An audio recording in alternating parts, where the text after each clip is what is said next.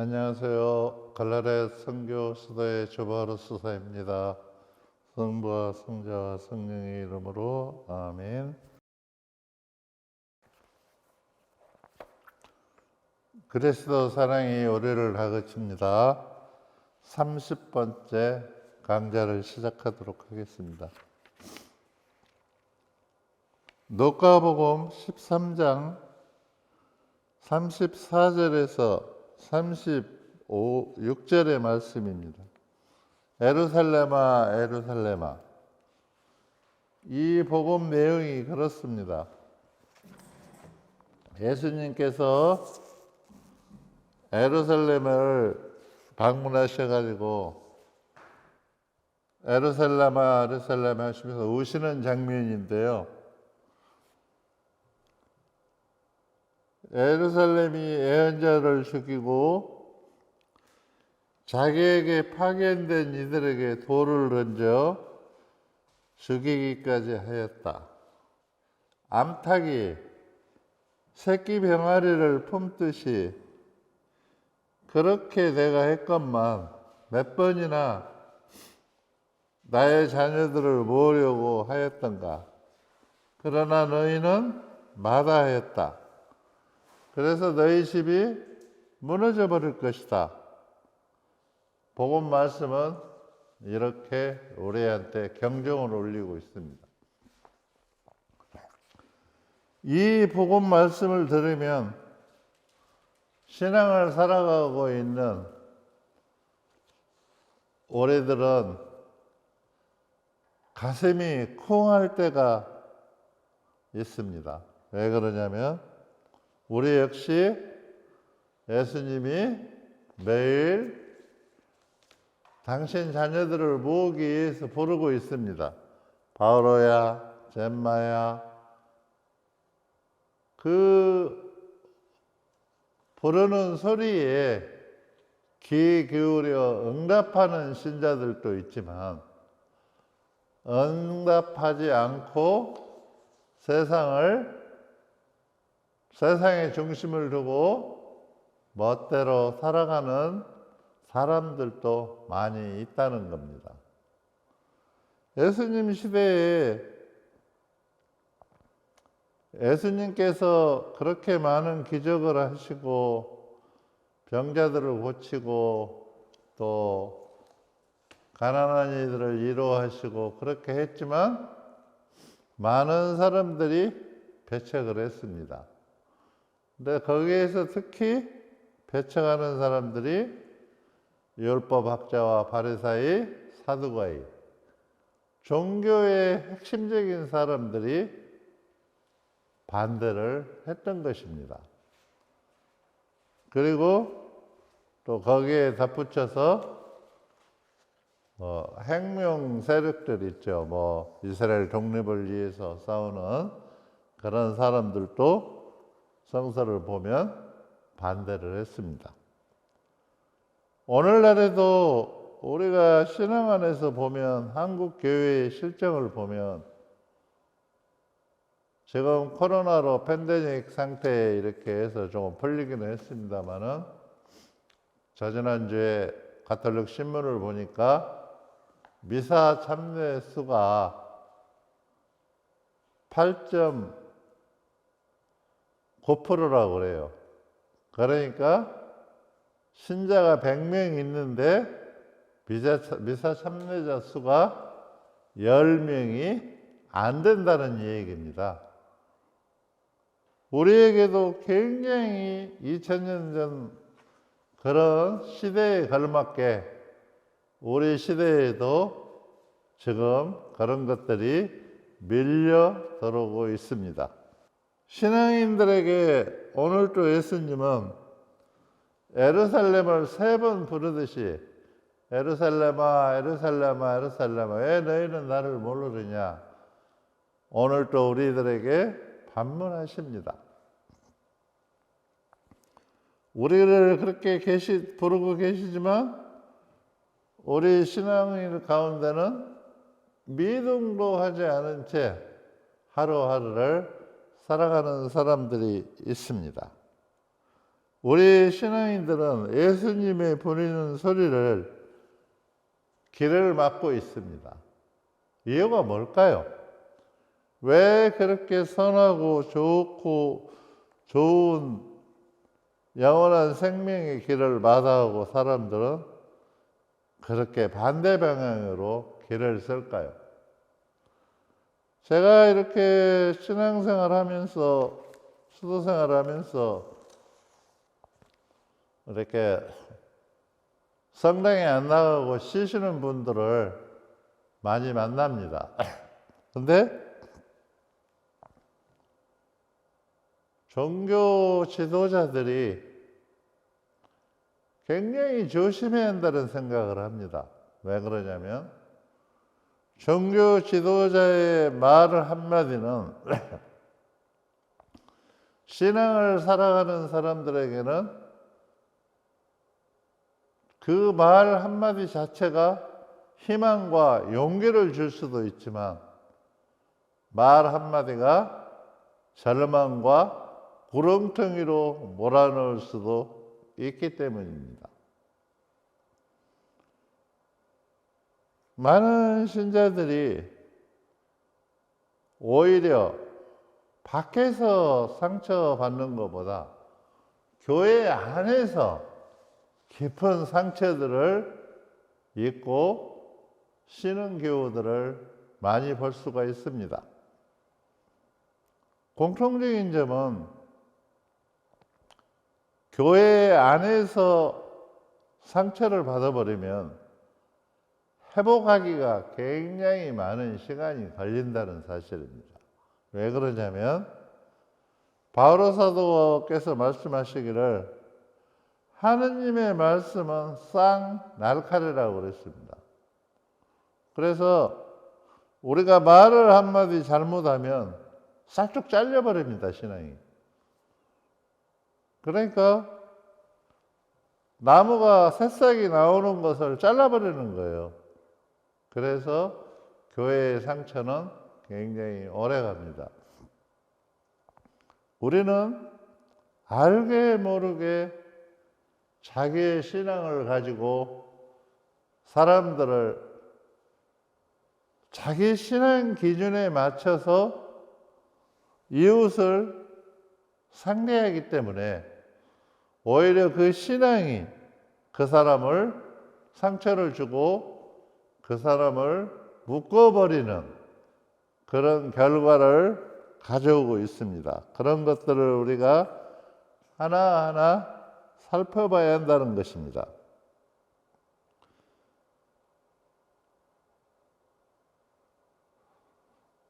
결국에 2000년 그 시대에도 예수님 시대에 왜 그렇게 많은 사람들이 배척을 했을까요?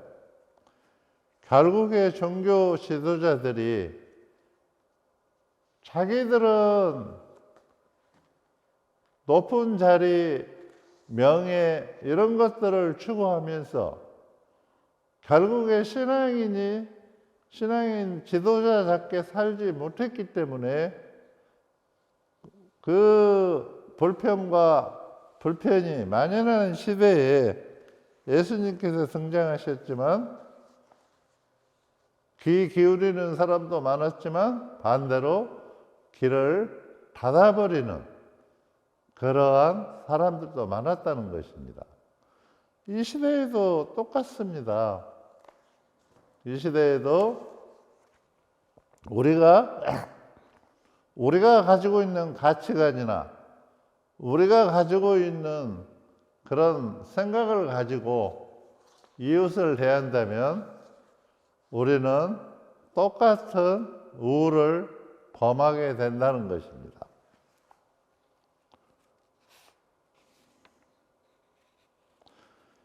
교회에서 상처받고 있는 많은 신자들을 보면은 몇 가지 있습니다. 첫째는 만나보면 신부님들, 수녀님들 말투에서 많은 상처들을 받습니다. 나약한 신자들은 그 종교 지도에 있는 사람들이 하는 말 한마디가 그 사람들에게는 어마어마한 부담과 희망이 될 수도 있다는 것입니다. 예를 들어 이런 거죠. 우리가 성서를 안다 해가지고 가서 이러한다 치고 성서를 들먹입니다. 가서 성당 나오라고 몇 번 가도 안 나오니까 나중에는 훈계한다고 하느님께서 너를 그렇게 사랑하시고 그렇게 하다가 갑작스레 네가 정 그렇게 고집을 부리면 하나님께서 너를 뱉어버리신단다. 묵시록에 나오는 성서 구절이죠. 너는 차갑지도 뜨겁지도 않으니까 내가 뱉어버리겠다. 그런 말을 신흥교우가 들었을 때는 절망으로 들린다는 것입니다. 그래서 마음의 문을 딱 닫아버립니다. 우리가 한 사람을 살리는데 얼마나 많은 시간과 많은 공을 들여야 돌아오는지 제가 체험을 통해서 배웠습니다. 오래전 일인데요. 요 양동시장에 할머니 한 분이 채소 그런 것을 팔고 계셨어요. 근데 이분이 수녀님 어머니였어요. 그런데 냉담을 오랫동안 성당을 안 나가시는 거예요. 누가 가도 성당하고 담을 쌓고 살았어요. 그래서 저한테 수녀님이 부탁을 해서 제가 그때 당시에 피정집을 하니까 채소 같은 거 사러 가요. 가서 그 할머니하고 친해졌어요. 채소도 사오고 이 얘기도 하고 그렇게 했는데 이제 마음의 문을 조금 이렇게 열 무렵에 당신이 내가 이제 성당 다니는 것을 알았어요. 어떻게 알았냐면 누가 가다가 지나가다가 어머 수사님 여기서 뭐 하세요? 그러니까 이 할머니가 눈치가 빨라가지고 아 자기한테 접근을 했구나. 그래가지고 막 화를 내시는 거예요 저한테. 그 딸이나 누가 보내서 왔다고 생각을 했겠죠. 그래서 전혀 아니라고 제가. 그리고 저는 할머니가 성당 다니는지 몰랐다. 그렇게 이제 이 얘기를 해서 그냥 마무리를 했어요. 그리고 여전히 다니면서 그렇게 이제 물건을 사고 주고받고 그래서 마음의 문을 조금씩 이렇게 열게끔 기다렸죠. 그러다가 제가 중국에 선교를 떠날 일이 있어서 갔다가 몇 개월 만에 돌아왔습니다.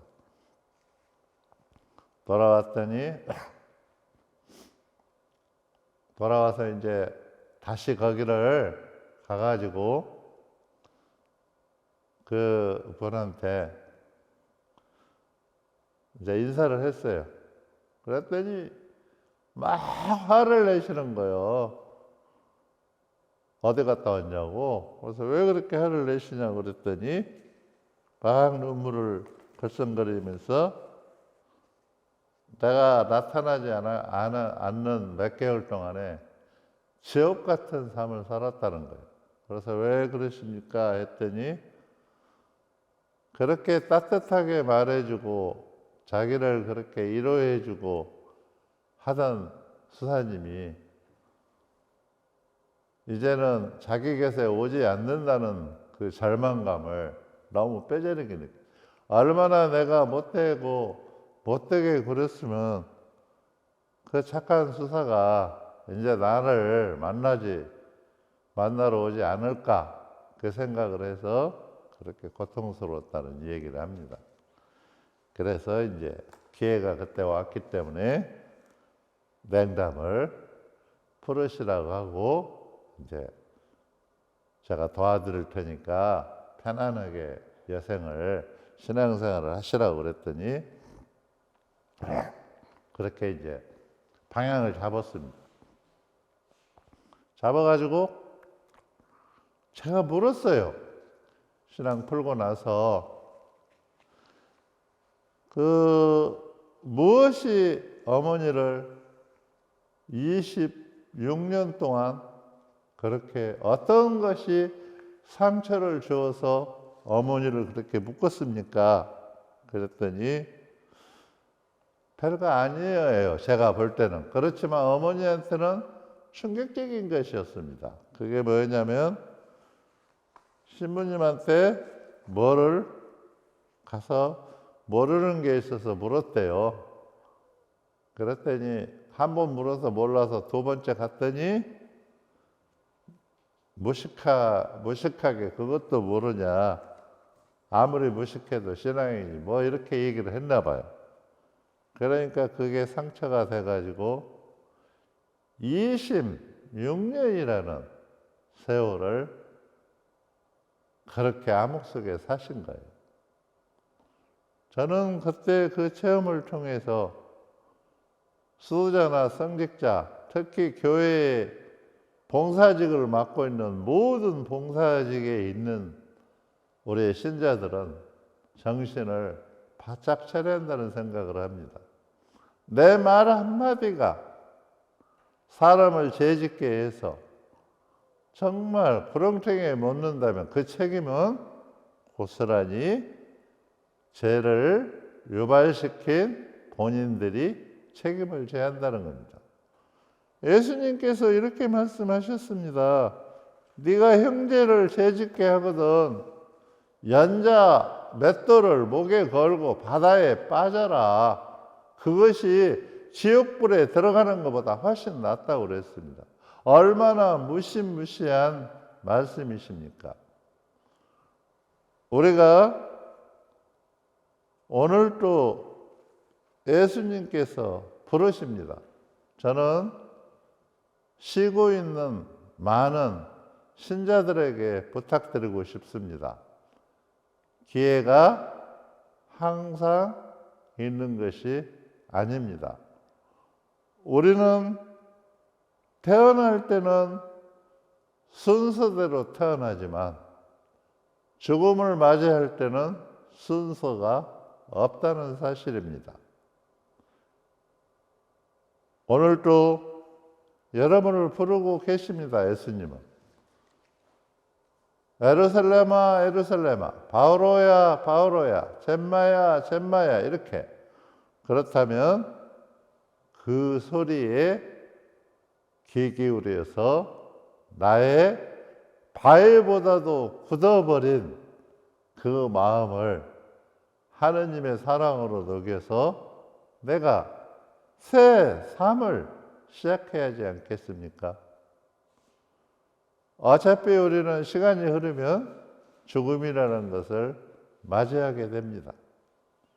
근데 그렇게 많은 시간을 통해서 예수님께서 부르셨어요. 근데 우리가 길을 막고 살다가 갑작스레 죽음을 맞이해서 하느님 앞에 간다면 거기 가서 어떻게 우리가 얼굴을 들고 그렇게 변명하겠죠. 나는 성당을 열심히 다녔는데 누가 그래서 제가 이렇게 냉담을 했습니다. 저는 죄가 없습니다. 이렇게 얘기할 겁니까? 아닙니다. 그렇게 얘기한다면 예수님은 내가 너를 몇 번이나 불렀는지 아느냐? 네가 30년 동안 쉬는 동안에 나는 30년을 너를 불렀다. 네가 10년을 쉬었으면 10년 동안 네가 잘못된 삶에서 벗어나라고 불렀다. 그렇지만 너는 미동도 하지 않았다. 그래서 네 죄는 산더미보다 크다. 우리가 이런 우를 범해서는 안 된다는 것입니다. 우리가 상처받은 것도 따지고 보면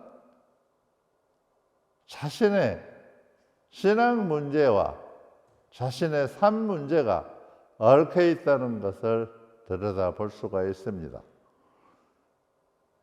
우리가 세상을 살면서 어려움을 많이 겪습니다. 우리가 상처 주는, 나를 핍박하고 상처 주는 사람들을 많이 만나게 됩니다. 제가 어느 날 여기 우리 성모상 마당 앞에 잔디 풀을 뽑고 있는데요. 우리가 여기 수도원에 땅이 넓은데 농약을 제가 하지 않습니다. 그래서 제초제를 사용하지 않죠. 그래서 성모님 앞에 풀이, 잡초들이 여러 가지가 이렇게 나오니까 보기 싫어서 제가 새벽마다 일어나서 잡초를 1시간씩 이렇게 뽑는 거예요. 근데 여름에 그 잡초를 뽑으니까 너무 힘이 드는 거예요. 그래서 제가 어머니한테 이렇게 얘기를 합니다. 성모님이 불 뽑는 것도 이제 너무 힘들어요. 뜨겁고 덥고 땀 흘리고. 그래서 제가 제초제를 뿌리겠습니다. 제초제를 뿌려서 깨끗하게 해서 이렇게 하고 싶어요. 그리고 이제 땀을 닦고 성모님을 바라보고 있는데 저한테 그런 느낌을 주었어요. 바오로야, 왜 그렇게 무수한 잡초가 땅에서 나오는지 아니? 그래서 왜 나오지? 제가 이제 그런 생각을 했는데 그런 느낌을 주었습니다. 땅이 건강하게 살아 있으니까 그렇게 수많은 잡초들이 그 건강한 땅에서 살 수 있단다. 그런데 네가 거기다가 제초제를 뿌려버리면, 땅이 죽어버리면 죽은 땅에서는 그런 잡초들이 살 수가 없다는 거예요. 그 깨달음을 얻고 나서 생각을 해봤습니다. 한 주 동안 생각을 해봤더니 우리가 인생을 살아가는데도 수많은 잡초 같은 인간들을 만난다는 거예요. 그런데 생각해보면 그 잡초들 역시 나한테 피해를 주든 좋은 일을 하든 그 사람들 역시 건강하게 살아있기 때문에 그렇게 움직이고 잘못된 행동도 하고 잘한 행동도 할 수 있다는 걸 깨달았어요. 그래서 우리가 신앙을 올바르게 갖기 위해서는 항상 제가 하는 얘기지만 다름을 인정해야 한다는 겁니다. 나와 다름을 인정하지 않고는 우리가 상처에서 벗어날 수가 없다는 겁니다. 제가 항상 얘기하지만 이 컵이 우리 마음이라고 한다면 이 마음이라는 컵에 사랑을 가득 담아놔도 안 돼요. 사랑이 가득 담았으면 가난한 이웃을 위해서 바로 실천해야 합니다. 3분의 1 정도, 반 정도는 쏟아내야 합니다. 그래야 그 다음에 어떤 사람이 내 마음의 그릇에 더러운 말을 해도 남아있는 사랑의 물이 그것을 정화시켜서 나를 올바른 선한 길로 인도할 수 있기 때문입니다. 그래서 우리는 마음의 그릇을 항상 비워놔야 합니다. 선한 걸로 3분의 2쯤 채워놓으면 나쁜 것이 3분의 1이 들어와도 선한 걸로서 그게 정화가 된다는 거죠. 그래서 우리가 하루하루 신앙생활을 하면서 우리가 해야 할 일은 내 말 한마디가 상대에게 어떠한 영향을 주는가를 우리가 들여다보고 말을 해야 한다는 겁니다. 그래서 제가 항상 하는 얘기가 뭐냐면 신앙인은 복음적 언어를 사용해야 한다.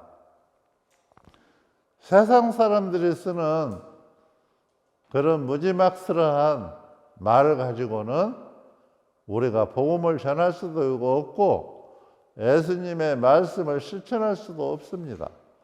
오직 예수님의 삶을 우리가 따라 사는 사람들은 복음의 말씀을 통해서 복음적 언어를 사용해야 한다는 사실입니다. 그럼 복음적 언어는 어떤 걸까요?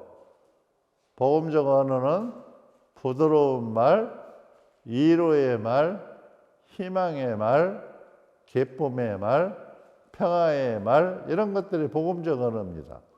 그래서 복음적 언어를 사용할 때는 우리가 식당에 가도 가게에 가도 어디를 가도 복음적 언어를 사용할 수 있습니다. 자, 생선이 이렇게 있어요.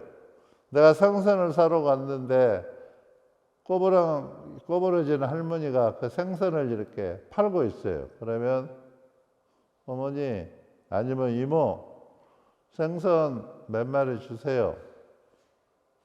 이왕이면 싱싱하고 좋은 걸로 주시면 좋겠습니다. 이렇게 하면 상대는 가장 좋은 걸로 해서 싱싱한 걸로 줘요. 그런데 내가 그것을 막 갖다 해치고 큰 거를 찾고 그러면 성질나죠. 건드리고 물건이 상하고. 그래서 우리의 행동이나 언어가 복음적 언어로 사용되지 않으면 상대한테 항상 상처를 준다는 거죠. 또 식당 가서 김치가 떨어졌으면 이모 아니면 사장님 요즘 채소값이 비싼데 김치 조금 더 리필해 줄 수 있나요? 이렇게 신앙인다운 용어를 사용해야 한다는 거예요. 부부간에도 자식간에도 언제나 복음적 언어로 사용을 해야 한다는 거죠. 우리가 그 언어를 사용하지 못하기 때문에 세상 말 가지고는 사람들한테 상처를 주고 받고 살 수밖에 없다는 것입니다.